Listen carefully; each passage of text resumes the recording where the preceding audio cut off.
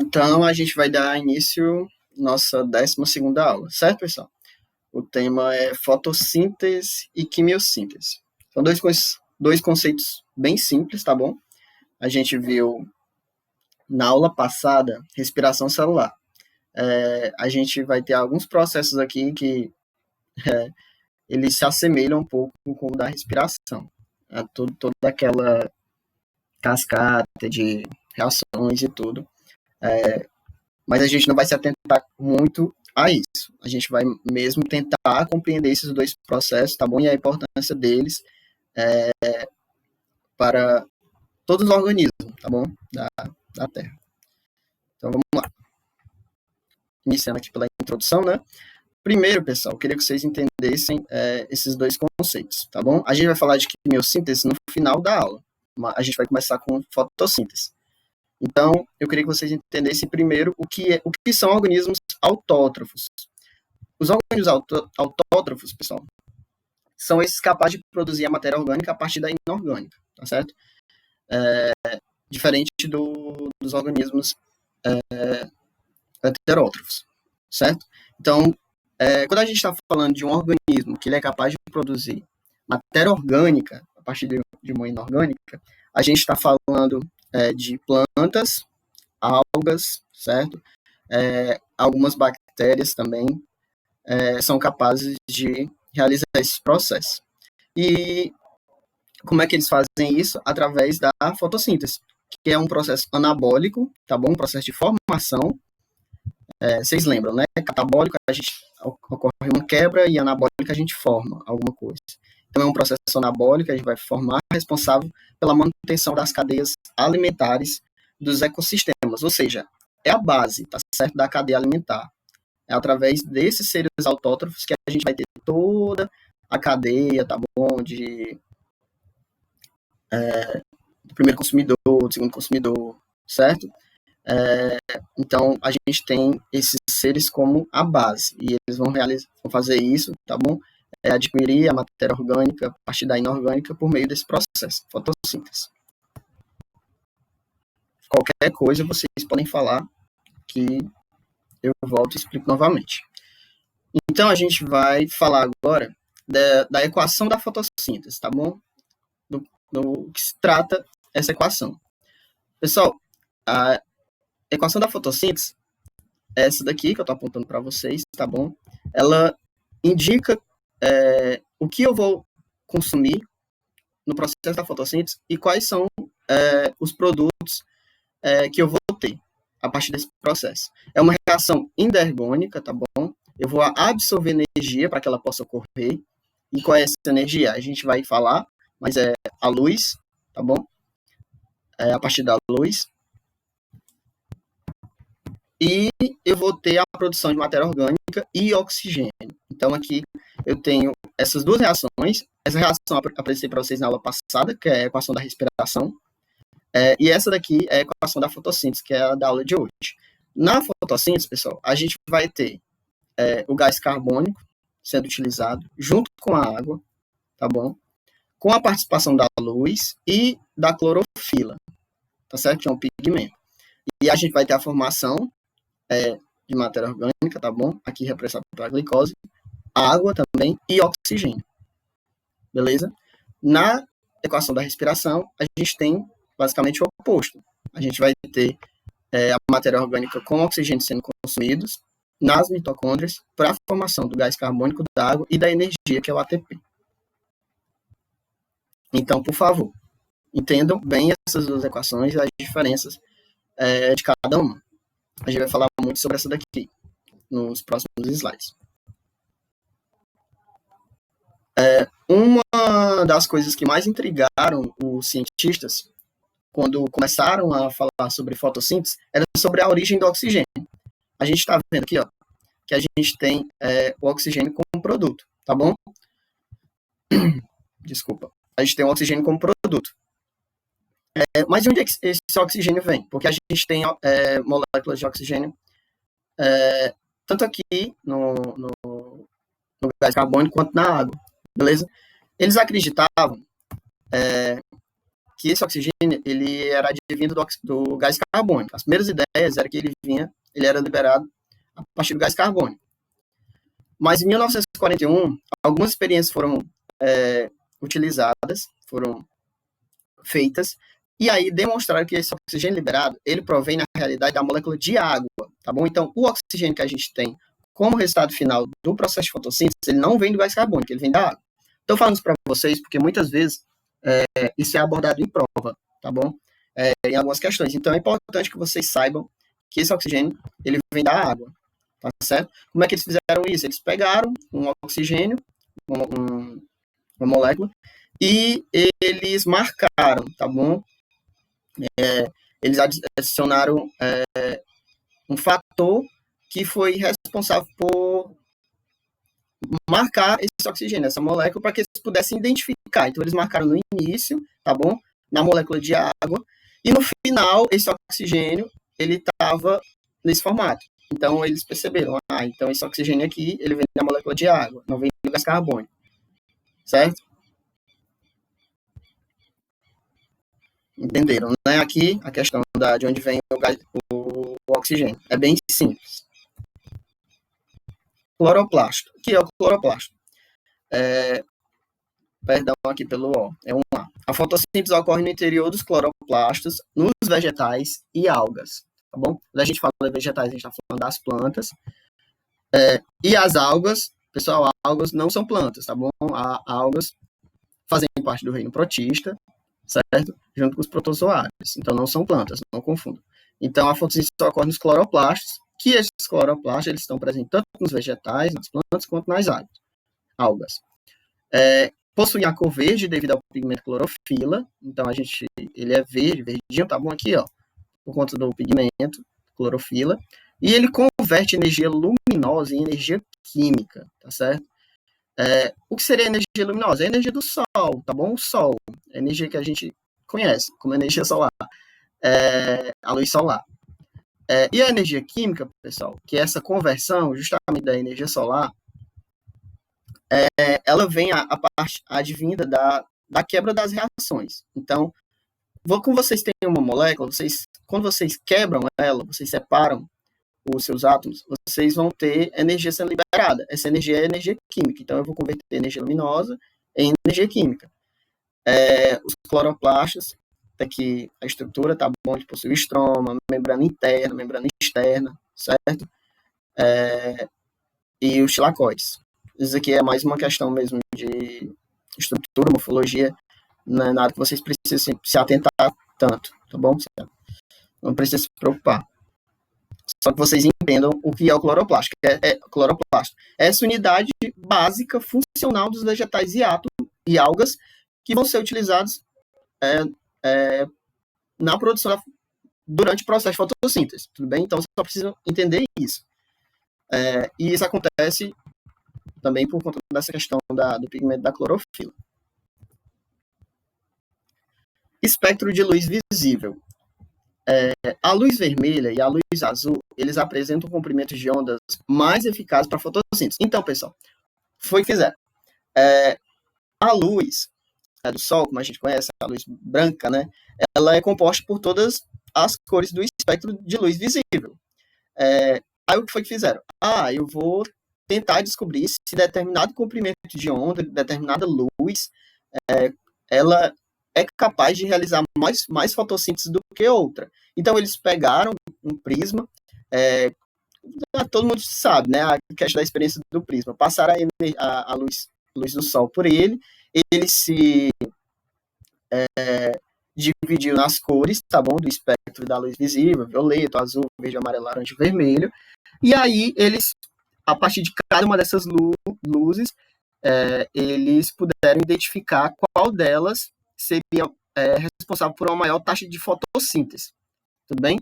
Aí eles perceberam que as luzes que apresentavam a maior taxa de fotossíntese é essa daqui, do violeta para o azul, tudo bem? E essa daqui, do vermelho, beleza? Então, o organismo, qualquer organismo, ele tende a realizar uma fotossíntese maior quando ele está exposto pela luz vermelha ou pela luz azul, beleza? Só é mais uma curiosidade, mas também poderia aparecer numa prova para vocês. Por exemplo, o Enem colocasse um gráfico desse daqui, e aí os seus itens pedissem a real explicação para isso daqui. Então, seria mais ou menos aquele item que diz que em comprimentos de onda, de vermelho e azul, o organismo tende a ter uma taxa de fotossíntese maior. Pronto. Jailson falou que por isso que em estufa eles usam mais essas cores. Exatamente, tá bom? Para que o processo de fotossíntese aconteça de forma muito mais eficaz. Tudo bem?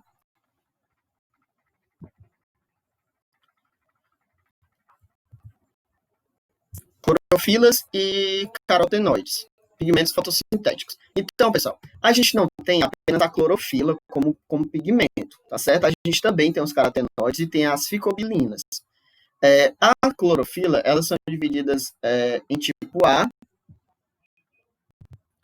B, C, D. Os carotenoides tem os carotenos, como beta-caroteno, certo? As xantofilas e a ficobilinas tem as ficoeritrina e a ficocianina, beleza? Isso aqui, ó, vocês não precisam decorar, não precisam se preocupar. Eu só quero que vocês entendam que existem vários pigmentos que são capazes de proporcionar esses efeitos fotossintéticos, tá bom? As clorofilas normalmente são identificadas pela cor verde, como eu falei anteriormente, os carotenoides do laranja para o amarelo, e as ficobilinas têm essa vermelha e azul, beleza? Aí tem aqui, cada organismo, indivíduo, que é responsável por ter esse pigmento. Então, a clorofila está mais presente em plantas, algas, cianobactérias, certo? Os carotenoides, a gente tem todos os fotossintéticos, exceto nas cianobactérias, e as ficobilinas tem nas algas castanhas, tá bom? Algas vermelhas. Então, é mais para vocês entenderem, não é para vocês decorarem, porque se eu nem fosse cobrar algo assim, ele daria mais ou menos um esquema desse daqui, tá certo? O Enem, a prova do Enem, e muitos vestibulares, isso de decoreba e tal, tá muito em desuso nas provas de vestibulares. O que eles querem de vocês é um entendimento, que vocês entendam os processos, não que vocês precisem decorar, tá bom? Deixem para decorar coisas quando vocês estiverem na faculdade. Aí talvez vocês vão precisar mais dessa capacidade, mas por enquanto, tentem entender o que eu estou querendo passar para vocês, que não existe apenas um pigmento fotossintético, como a gente tinha visto a clorofila, tá bom? Nos cloroplastos. Existe também os carotenoides e as ficobilinas. E cada um deles está presente em determinado indivíduo, certo? Etapas da fotossíntese. Então, pessoal, a gente vai ter a fotossíntese, que é o processo que a gente está falando desde o início da aula. E esse processo ele vai ser dividido em duas etapas, tá bom? Nas plantas e algas, todo o processo fotossintético ocorre no interior do cloroplasto em duas etapas. Então, vai acontecer no cloroplasto, como eu falei anteriormente, e vai acontecer em duas etapas. A primeira etapa é a etapa fotoquímica, foto, de claro, tá bom? Ou clara. Dependem da luz e da clorofila para ocorrer. A segunda etapa é a etapa química, ou escura. Não depende da luz e nem da clorofila para ocorrer, tá certo? Aqui a gente vai ter a etapa, reações de claro e as reações de escuro, que são as etapas. E no fim, a gente vai ter a produção da matéria orgânica, resultado da reação de escuro, que é a segunda, tá bom? Primeiro acontece a fotoquímica, que é a clara, e depois a química, que é a escura. A partir da luz, a gente vai ter aqui, vai usar a água, vai ter liberação do gás oxigênio. Já na etapa clara, a gente vai ver isso daqui, mas já estou explicando aqui no esqueminha, tá bom?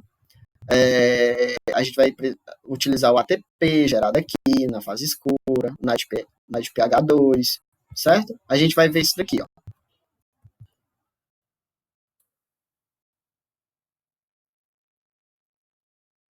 Pronto. Na etapa fotoquímica clara. A etapa fotoquímica clara, ela tem dois objetivos: produzir ATP e produzir o NADPH. Vocês lembram que o NADPH é um transportador de elétrons, certo? Um transportador de hidrogênio. Então, eu falei isso na aula passada. Então, espero que vocês tenham ficado com isso. Mas eu vou produzir o ATP, que é energia, né, etapa clara, e vou ter o NADPH. A etapa clara ela vai ser dividida em 3 subetapas, tá bom? a fotofosforilação cíclica, a fotofosforilação acíclica, e a terceira etapa é a fotólise da água, tá bom? Na fotofosforilação cíclica, eu vou ter a incorporação do fosfato ao ADP. E aí, se eu tenho um fosfato com um ADP, eu vou ter um ATP, tá certo? 3. Então, preste atenção aqui, ó. Calma, não é tão complexo. A gente vai ter a luz atuando na clorofila, certo? Eu vou ter os meus elétrons excitados por conta da luz, tá bom? Eles vão ser excitados, eles vão passar por uma cadeia de transporte de elétrons. Esses elétrons vão ser transportados de um componente para outro através de carregadores de elétron. Tá aqui um carregador. Esse elétron passa para cá, passa para cá, passa para cá, certo? E aí, eles retornam para a clorofila. E aí, por conta desse transporte de elétrons, dessa cadeia, eu vou ter a liberação de energia, que é o ATP. Energia para a produção de ATP. Então, eu vou ter o fosfato se juntando com o ADP, e formando o ATP. Por que essa subetapa é chamada de fotofosforilação cíclica? Na aula de respiração celular, eu falei sobre fosforilação, tá certo? Eu falei sobre isso. O fato dela ser cíclica é porque ela começa na clorofila, a partir da luz, e ela retorna. Os elétrons retornam para a clorofila. Então, eu tenho um ciclo, beleza? É diferente da segunda etapa, que é a fotofosforilação acíclica, que eu vou ter a produção de ATP também, tá bom? E eu vou ter o NADP reduzido, tá certo? Que é essa daqui, ó. Eu vou ter a luz na clorofila P680, porque cada clorofila tem seu nome, tá bom? No caso aqui, a P680. Eu vou ter os elétrons excitados, vão passar pela cadeia de elétron através dos transportadores, só que o elétron, ele não vai voltar para a clorofila, tá bom? Como na fotofosforilação cíclica. Ele vai para o NADP. Esse NADP, ele vai ser reduzido por conta desses elétrons e eles vão se tornar ele tem um NADP e ele vai se tornar o NADP reduzido, tá bom? Então, eu tenho um NADP e ele vai reduzir por conta desses elétrons. Eu já estava entrando na fotólise. Por conta dos elétrons. Então, guardem aqui. Ele foi reduzido, recebeu elétrons, foi reduzido. E aí eu vou ter a produção de ATP aqui por conta da passagem dos elétrons na cadeia, conversão de energia. Na fotólise da água, eu vou ter a quebra da água, fotólise, tá bom? Eu vou ter, através da luz, uma quebra, fotólise da água. Eu vou ter a quebra da água, liberação do oxigênio, porque, como eu tinha dito, o oxigênio vem da água, e produção de íons mais e elétrons livres. São esses íons mais que vão se unir aqui com o NADP reduzido, que foi reduzido por conta dos elétrons aqui, ó, tá bom? E vai formar o NADPH2, ou NADPH, tá bom? Vocês entenderam isso daqui? Tá claro? Eu posso explicar de novo, se vocês não tiverem entendido. São 3 etapas. 2 são muito parecidas, e a outra é um pouco mais diferente, que é a fotólise da água. A gente vai fazer exercício, a gente vai falar sobre isso, acredito. Mas se vocês sentirem dúvidas, eu posso voltar e explicar novamente. Na etapa química ou escura, pronto, eu tive a etapa clara, que são essas 3 subetapas, tá bom? E aí eu fui para a etapa química. Por quê que eu fui para a etapa química? Porque eu já tenho o que vai ser necessário para essa segunda etapa acontecer, tá bom? Que é o ATP e esse NADPH2, o transportador. Os legados da etapa, o ATP e o NADP, da etapa clara, o ATP e o NADPH, eles serão utilizados na fase escura. O gás oxigênio será liberado para a atmosfera, que é justamente esse gás que a gente tem contato, que a gente respira, tá bom? Gás oxigênio. Qual é a finalidade da etapa química ou escura? Produção de compostos orgânicos. Então, a gente viu no início que a finalidade de toda a fotossíntese não é produzir matéria orgânica a partir da inorgânica. Então, é nessa segunda etapa que a gente vai ter esses compostos. Então, eu diria que qual é o principal evento da etapa clara? Produzir o oxigênio, porque a gente está lidando com indivíduos. Então, qualquer indivíduo na Terra, os que utilizam oxigênio, obviamente, eles vão necessitar do oxigênio. Então, na etapa clara, a gente tem a liberação do oxigênio. E na etapa escura, qual é o principal evento? É formar esses compostos orgânicos, tudo bem? Então, se vocês guardarem isso, eu sei que essa questão da formação do ATP, do transportador de elétrons, isso tudo é um pouco complexo, mas se vocês guardarem que na fase clara a gente tem a produção do oxigênio, a liberação dele, e na etapa escura a gente tem o resultado final da fotossíntese, que é a formação dos compostos orgânicos, já está ótimo, tá bom? A etapa escura, ela ocorre no estroma dos cloroplastos, ela acontece num ambiente ainda mais específico do cloroplasto, que é no estroma, tá bom? Diferente do que a gente pensa, esses compostos orgânicos, quando eles são formados, a gente tem uma ideia, porque a gente sempre usa a glicose como exemplo, tá bom? Eu vou voltar aqui para te responder, Jason. Tu tá falando que eu vou ter que a função da fotólise da água é doar carga positiva e carga negativa. Então, eu vou ter os elétrons voltando para a clorofila aqui, ó, certo? Então, a carga negativa. E eu vou ter o íon hidrogênio sendo utilizado aqui no unidade P, tá bom? Que, no caso, acredito que é o que tu está querendo dizer com carga positiva. E é isso mesmo, tá bom? Então, eu vou ter a fotólise, eu vou ter a liberação dos elétrons voltando para a clorofila, porque eu vou precisar desses elétrons para iniciar esse ciclo de novo, tá entendendo? E eu vou ter a liberação do hidrogênio para o NADP, para ele poder utilizar esse hidrogênio futuramente, tá bom? Então, é isso mesmo que você falou. Espero que eu tenha te explicado melhor. Voltando aqui. A gente usa a glicose como exemplo.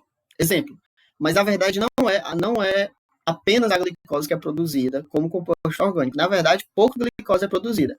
A maior parte, a gente está falando de um ser autótrofo, certo, pessoal? A gente está falando de uma planta, a gente está falando de uma alga. A maior produção, na verdade, é de sacarose ou amido, tá bom? Que é uma reserva, tá bom? Carboidrato de reserva, como a gente viu. Então, a gente vai ter a produção de sacarose e amido. Vai ser produzido glicose também, mas principalmente sacarose ou amido. Então, ficou aqui, ó, mais ou menos o que acontece na etapa química escura.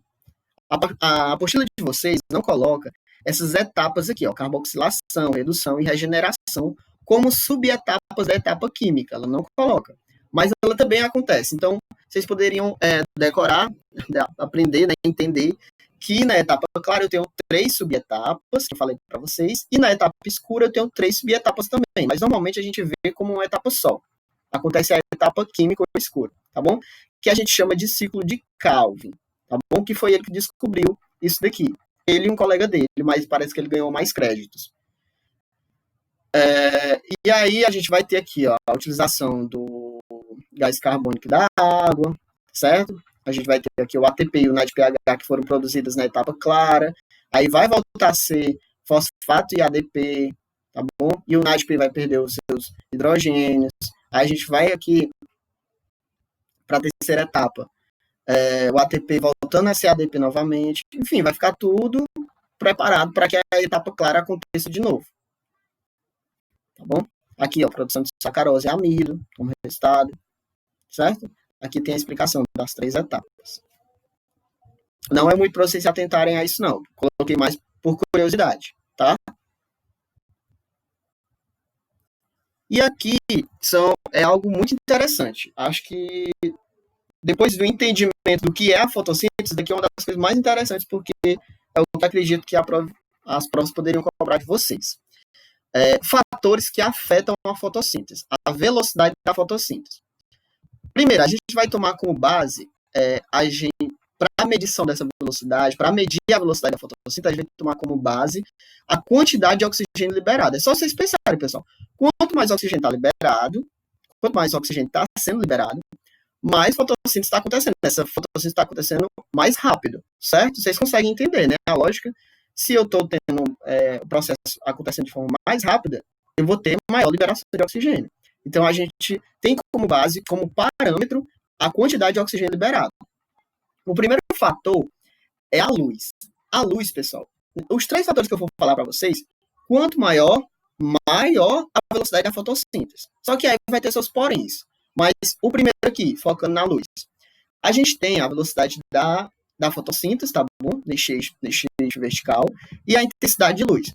Percebam que quanto mais luz eu oferecer àquele meu organismo, maior a taxa de fotossíntese dele. Só que vai chegar a um determinado ponto que aí eu posso colocar o sol, entendeu? Ele em contato com o sol, que não vai aumentar a velocidade. Tem um ponto de saturação, que a gente chama de ponto de saturação fótico, tá bom? Que aí, independentemente da quantidade de luz que incidir sobre o cloroplasto, tá bom? Sobre aquele indivíduo, a minha velocidade da fotossíntese não vai aumentar. Ela vai continuar constante, beleza? Então, esse é o gráfico da luz. Aí eu trouxe essa curiosidade aqui sobre esses dois tipos de plantas para vocês, as heliófitas e as umbrófilas. As plantas heliófitas são plantas como o girassol, elas necessitam de muita luminosidade. Então, são plantas que precisam estar em ambientes de alta luminosidade para que elas possam realizar todos os processos naturais delas e possam sobreviver, tá bom? Então, a gente chama elas de plantas de luz, ou heliófitas, tá certo? Já ao contrário delas, existem as plantas que necessitam de pouca luminosidade. São aquelas que não precisam estar em ambientes muito claros. Elas conseguem sobreviver em ambientes escuros, que são as plantas de sombra, ou umbrófilas. E daí, pessoal, tendo essa diferença, vocês podem entender por que determinadas plantas, elas tendem a morrer se vocês colocarem ela dentro de casa, que é um ambiente onde elas não pegam muita luz, se comparado ao ar livre, tudo bem?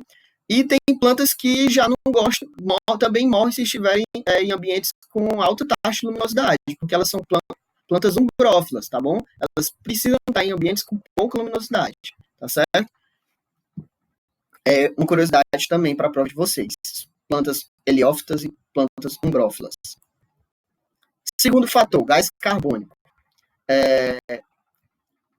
A gente tem aqui a concentração do gás carbônico sendo aumentada, certo? E a velocidade do processo, que é o processo de fotossíntese. Então, a gente vai aumentando a concentração de gás carbônico. Quanto mais a gente aumenta, maior a velocidade de fotossíntese. E aí eu pergunto a vocês, necessariamente, a liberação do gás carbônico, a gente tem, quanto mais clara a cor das folhas, mais elas precisam de luz. Olha, eu não posso te afirmar isso, tá bom, Jason? Eu não sei se tu tá afirmando também, ou se é uma pergunta, mas eu não tenho certeza, eu não vi nada sobre isso, tá bom? Posso te fazer uma pesquisa de confirmar. Se necessariamente a cor da folha está diretamente relacionada com a quantidade de luz que a planta necessita. Mas eu posso ver para ti. Aqui, ó, pelas imagens, pelos exemplos que eu coloquei, o girassol e essa outra planta, que acho que é a samambaia, não tenho certeza, parece, né? Porque aqui tem um amarelo e aqui tem um verde. Mas não tenho certeza, tá bom? Depois pode conversar comigo, a gente pode fazer uma pesquisa e eu te confirmo. Voltando, como eu estava falando, a gente tem a ideia de que o gás carbônico ele é algo prejudicial. Necessariamente, se eu produzir o gás carbônico, eu vou estar destruindo o planeta e tal. Enfim, tudo que a gente conhece sobre os efeitos da quantidade exacerbada de gás carbônico. Mas não necessariamente, tá bom? Tem algo positivo também, que é o que a gente chama de fertilização por CO2, por gás carbônico, que é justamente esse processo da fotossíntese ser aumentado pela concentração de gás carbônico. Então, a gente aumenta a concentração, a gente tem o aumento da velocidade do processo. E aqui trouxe para vocês também a questão do efeito estufa, né? Um processo positivo ou negativo para o planeta Terra. Aí, tudo isso do efeito estufa, da acumulação do gás carbônico, entra aqui na questão da fertilização por CO2, mas também tem aquilo que eu acredito que os professores de geografia já devem ter comentado com vocês, que o efeito estufa ele não é algo negativo, tá bom? O efeito estufa ele é um processo natural da Terra. O problema é quando esse efeito é exacerbado, que é o que a gente chama de me fugiu a falar, aquecimento global. Tudo bem, pessoal? Que é o que a gente chama de aquecimento global. Então, o efeito estufa por si só, ele é natural, ele é benéfico, ele tende a nos proteger de determinados raios, tá bom? Que poderiam ser prejudiciais à nossa pele. Então, tudo tranquilo. Sem falar que ele também é como se fosse uma manta, né? Ele mantém a Terra aquecida. Uma temperatura que seria ideal para a gente. Mas o problema é que a gente tem liberado todos esses gases e aí tem prejudicado toda a questão do efeito estufa, né? E a gente tem tido o aquecimento global. Que, ao meu ver, é algo que não está muito em pauta ultimamente, né? Meio que deixaram isso de lado. Mas vocês entenderam, né? Aqui, o efeito gás carbônico sobre a fertilização das plantas, sobre a velocidade da fotossíntese. Aumentou a concentração, eu vou ter um aumento do processo. E por fim, pessoal, a temperatura, né? O aumento da minha temperatura, com o aumento da minha temperatura, eu vou aumentar a minha taxa de fotossíntese. Isso é real. Só que aí, pessoal, a gente vai chegar num certo ponto, que aí vai ser ótimo, né? Que a minha fotossíntese vai estar acontecendo em carga máxima. Muito bom, muito bem. Só que aí tem algo que eu falei para vocês na aula de enzimas. Não sei se vocês lembram, eu falei sobre desnaturação das enzimas, tá certo?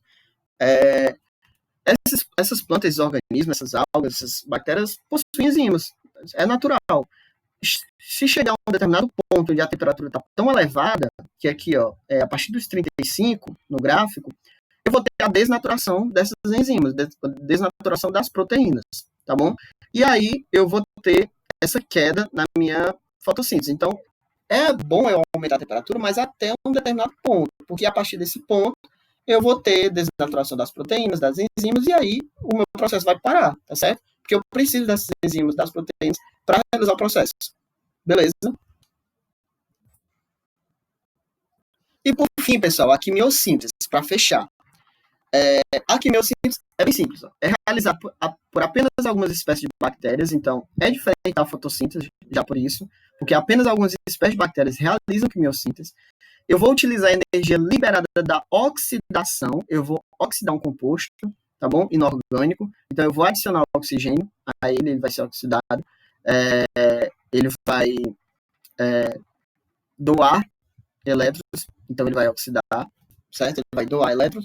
E aí, a evolução da minha matéria orgânica, a partir disso. Então, eu tenho um composto inorgânico, pode ser qualquer um, tá bom? A depender desse composto, aqui é uma equação geral, mas a depender desse composto, apenas determinada bactéria vai ser capaz de oxidar ele.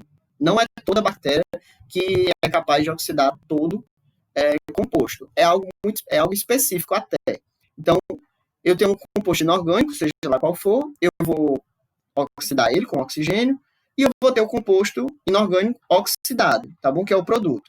Nesse processo, eu vou ter liberação de energia. Aí sim que essa energia vai ser utilizada a partir do gás carbônico e da água para formar a glicose, que é o composto orgânico, e o gás oxigênio. Aqui, ó, é como se fosse a fotossíntese. Só que é tipo assim, antes de acontecer a fotossíntese, eu preciso que aconteça essa outra etapa aqui, tá bom? Na fotossíntese, essa energia ela é advinda da luz do sol, né? Tá bom? A luz luminosa. A luz do sol. Aqui não. Aqui eu preciso que essa energia venha dessa degradação aqui, ó, do composto inorgânico sendo oxidado pelas essas bactérias e formando um composto inorgânico oxidado. Tudo bem? Aí, como eu estava falando sobre a questão de ser específico, ó, no caso do sulfeto de hidrogênio, apenas as sulfobactérias que vão poder realizar esse processo. Então, elas vão adicionar oxigênio, eu vou ter um enxofre, tá bom, sendo formado, vai liberar energia, a água, o enxofre sendo formado, vai liberar energia, vou unir com o gás carbônico a água, formando a glicose e o oxigênio. No caso da amônia, as nitrobactérias que vão fazer isso. Daqui vocês veem no ciclo do nitrogênio, lá em Biologia 4, tá bom? Vocês estão falando de ciclo biogeoquímicos, acho que vocês já tiveram, ciclo biogeoquímicos. Então, vocês vão ver essa questão, vão ver essa questão das nitrobactérias. A amônia vai ser oxidada, vai se transformar em ácido nitroso, tá bom? E água, vai ter a liberação de energia, eu vou unir com gás carbônico, que é igual, a fotossíntese, com a água e formar a glicose e o gás oxigênio.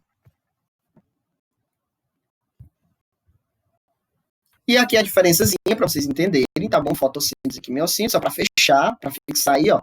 Fotossíntese é matéria orgânica, é utilizada em escala global, porque todo mundo vai utilizar, inclusive o próprio indivíduo que produzir, já que vai ser a base da cadeia, né? Depende da luz do solar e resulta na produção de glicose. Na quimiossíntese, a matéria orgânica é utilizada apenas no ambiente local, então vai ser apenas para aquele indivíduo lá, não precisa da luz solar e a produção varia entre os mais diversos tipos de substâncias químicas. Então, o resultado aqui, no caso aqui, ó, ácido nitroso, enxofre, tá bom? É diferente, vai depender do composto que vai ser oxidado, tá certo? No caso da fotossíntese, não. É sempre a glicose que vai sair como resultado. Sabendo disso, a gente vai fazer 4 questões. Vocês ainda estão comigo? Confirmem aí no chat, por favor. Só coloca OK. Eu vou precisar da participação de vocês agora, tá bom? Nas questões. Pessoal, vocês ainda estão aí?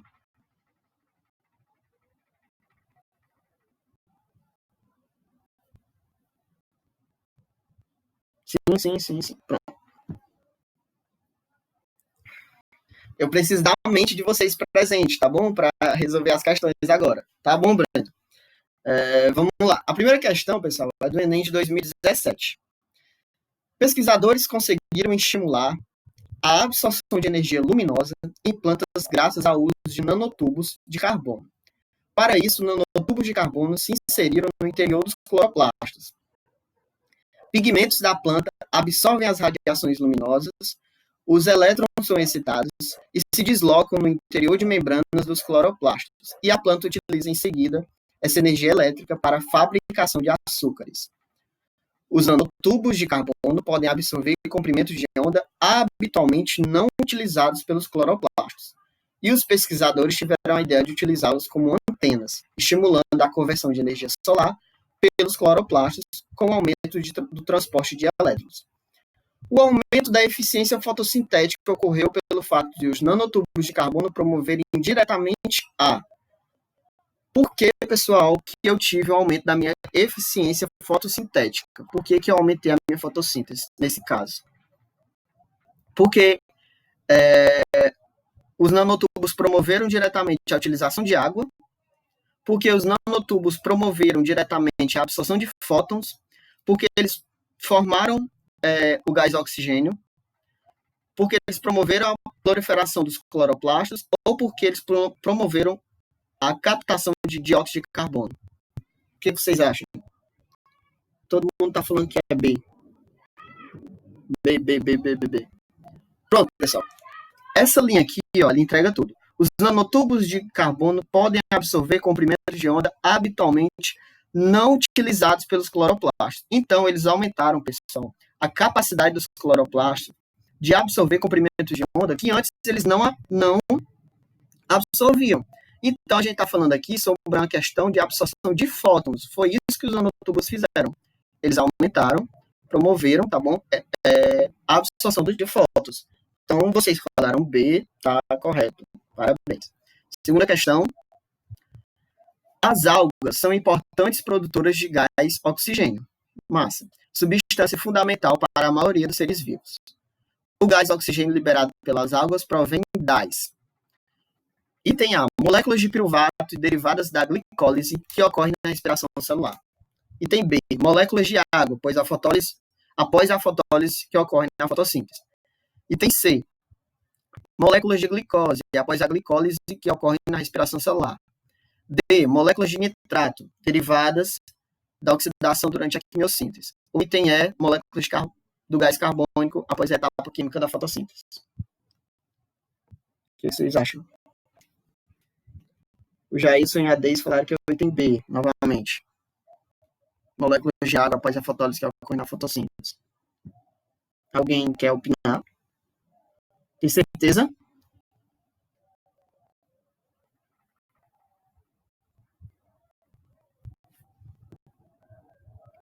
Pronto. Ninguém mais disse?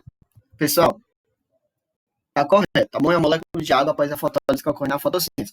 Eu quero saber de vocês, comentários sobre essa questão. Pessoal, vocês já ouviram falar que a Amazônia, a floresta Amazônia, é o pulmão do mundo? Vocês já ouviram falar nisso? Vocês falam sim ou não aí? Sim, a Deise falou que sim. Pronto. Pessoal, essa afirmativa, ela é muito bonita, né? Seria muito massa que a floresta do nosso país fosse responsável por ser o pulmão do mundo. Mas isso não é verdade, tá bom, pessoal? Infelizmente. Por quê? Com as plantas, elas tendem a aumentar o seu processo de fotossíntese com base na sua idade, tá bom? Então, plantas mais novas, plantas que são novas, mais recentes, elas têm uma taxa de fotossíntese muito elevada, tá bom? Diferente de plantas mais maduras, de organismos mais maduros. Porque, quando eles estão mais maduros, a fotossíntese, a quantidade de oxigênio liberada, ela tende a ser equiparada com a quantidade de oxigênio usado na respiração. Então, assim, ó, a planta, aquele indivíduo, ele está liberando o oxigênio por meio da fotossíntese e ele está utilizando o oxigênio para a respiração dele. As plantas também respiram, pessoal. Elas não utilizam gás carbônico para respirar, elas utilizam o gás de oxigênio que elas mesmas produzem, tá bom? Diferente da gente, a gente precisa delas para respirar.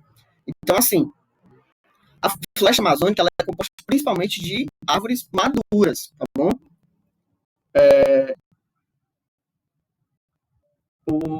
Então, como a grande maioria dessas árvores são maduras, a fotossíntese, o gás oxigênio liberado na fotossíntese e a respiração própria delas tende a se equiparar. Então, tipo, não tem tanto gás, oxigênio assim sendo liberado por elas, como a gente poderia pensar, como a gente pensaria, entende?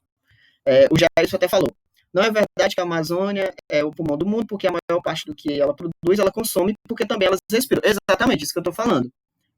Não sei se você falou antes, mas exatamente, isso que eu disse, tudo bem? E o Breno falou, mas a verdade são os oceanos. E é isso que eu ia falar. São as algas, pessoal, são os oceanos, tá bom? Que são responsáveis por toda a produção, a maior produção de oxigênio que a gente tem, tá bom? Na atmosfera. Então, o pulmão do mundo, na verdade, são os oceanos. Então, é por isso que a gente deve cuidar tão bem dos oceanos. Justamente por conta disso, tá certo? Da importância que esses seres que vivem nos oceanos têm, tá bom? E sobre a questão aqui, moléculas de água após a fotólise que ocorre na fotossíntese. Beleza. Essa fotólise da água qual etapa? Subetapa da. Qual subetapa? Primeira, segunda ou terceira? Fotólise da água. Primeira, segunda ou terceira?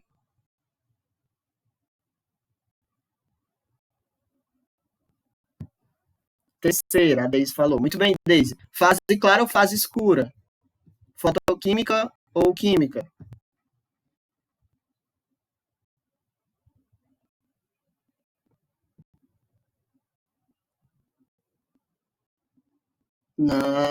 Não é a escura. A fotólise é a terceira etapa da fase clara, tá bom? Clara, fotoquímica. Muito bem, Jailson. Tá certo? É da fase clara, Deise. Vamos para a terceira questão. É uma questão da UDESC. Quimiossíntese é a produção de matéria orgânica, realizada a partir de substâncias minerais simples, usando energia química. E item A, realizada por todos os vegetais. B, realizada somente pelos animais. C, realizada pelos vírus. D, realizada por todos os animais e alguns vegetais. Ou item E, realizada por pequeno número de bactérias autotróficas. E aí, pessoal, o que vocês acham? Quimiossíntese produz matéria orgânica a partir da energia química, tá bom? Substâncias simples, como a gente pode ver nos exemplos que eu dei. E aí, quem é que faz isso? Quem é que faz quimiossíntese? Todo mundo aqui falando que é o item E. Certo, pessoal, é o item E, tá bom? São algumas bactérias, nem são todas. Algumas bactérias autotróficas. E para fechar, essa quarta questão aqui, eu quero saber se vocês pegaram. Eu quero saber se vocês pegaram a quarta, essa questão dos gráficos. Analise os gráficos abaixo e assinale aquela que representa corretamente a influência da temperatura sobre a fotossíntese. Qual desses gráficos, pessoal, representa a temperatura?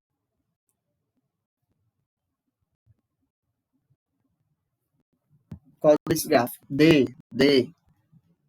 Muito bem, pessoal. Vocês estão fera mesmo, tá bom? Vou só apontar para vocês. Esse ponto aqui, ó, o que acontece nesse ponto aqui? Que a minha setinha está apontando? O ponto mais alto da curva, no item D. que acontece? Não é saturação. A saturação acontece na luz. Muito bem, Juliana. Desnaturação. Desnaturação de quê?